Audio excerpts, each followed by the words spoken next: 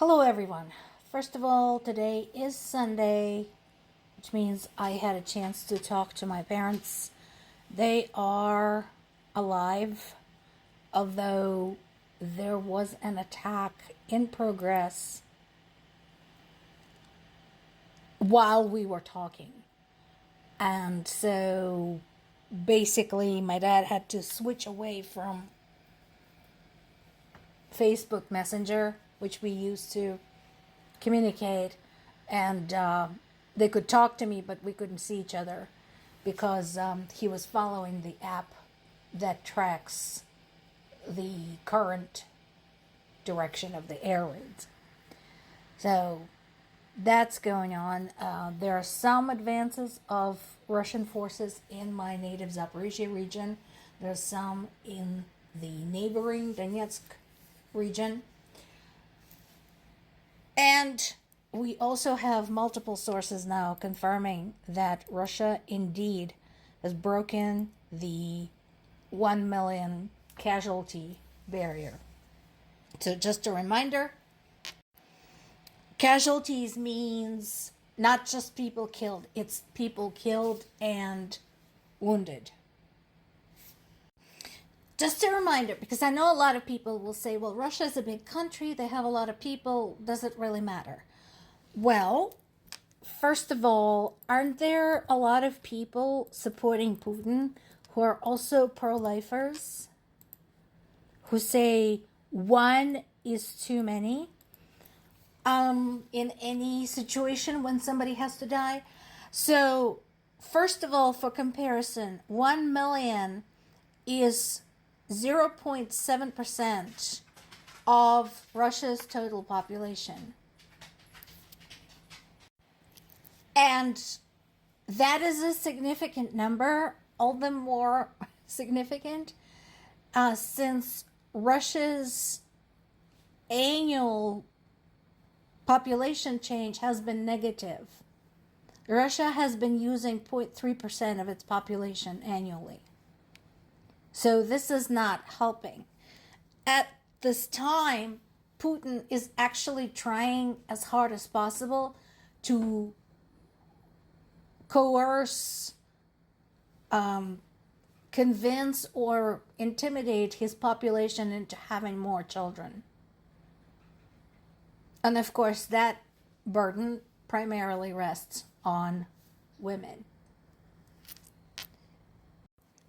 In addition,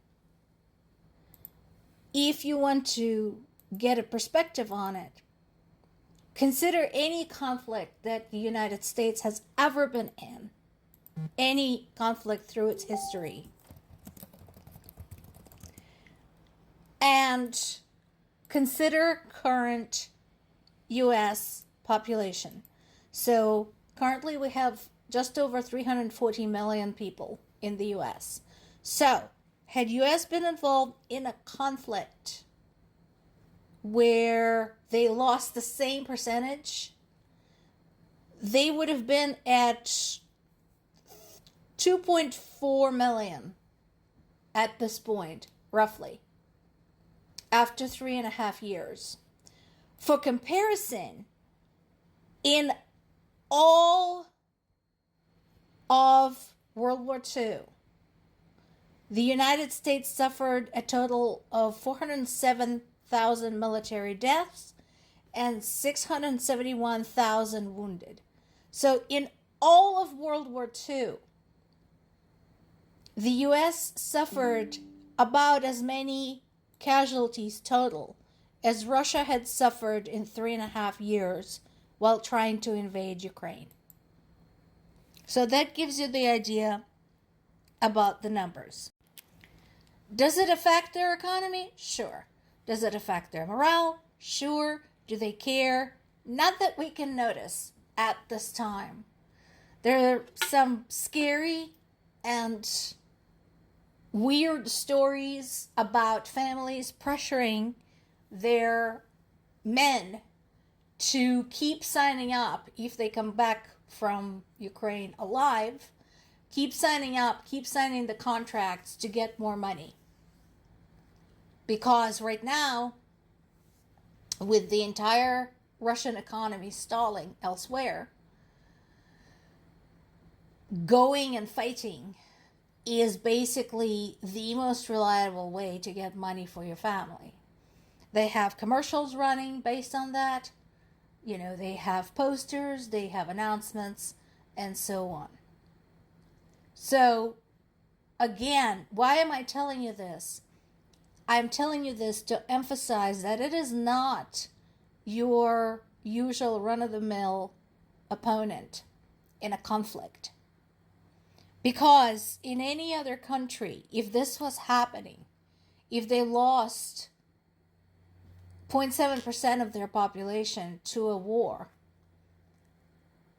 if their economy was tanking, if their women were being pressured to have minimum 8 children each, you would think people would have been like, I'm not sure I want this government anymore. But this is Russia we're talking about.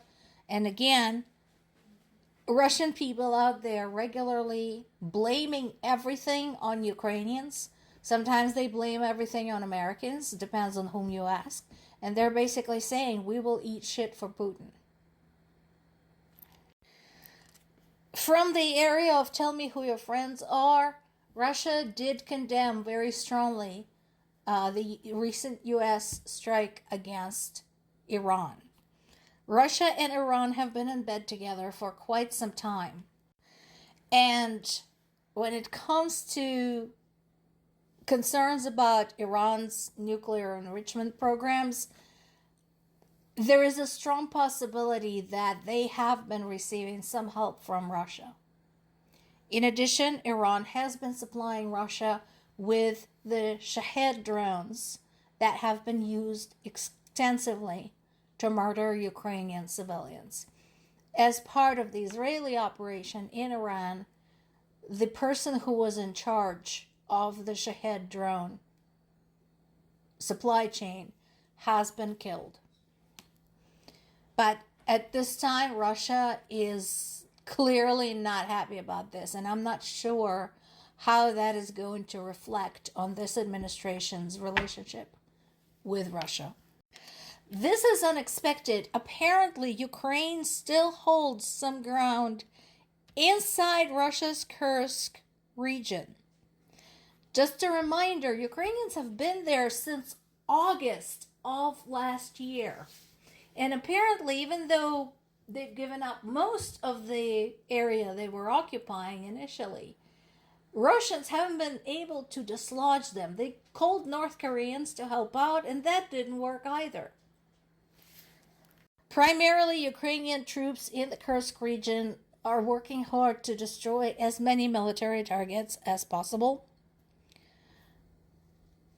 Because, as we said before, that particular region, as long as other border regions like Bryansk, like Belgorod, have been used as giant military staging grounds. So this is where Russia accumulated weapons, supplies, troops, etc., built the infrastructure to deliver troops and weapons into Ukraine. Ukraine has been warning Russia to please evacuate civilians out of those areas because Russia itself turned these regions into gigantic military bases. A lot of the people did evacuate. Some of them still don't understand what's going on and why the war came to their doorway, basically. But this is why. This is the area from which these massive drone attacks, missile attacks, and other attacks are being launched. And majority of them are not against Ukrainian military. Majority of them are against civilians, like my parents. More to come.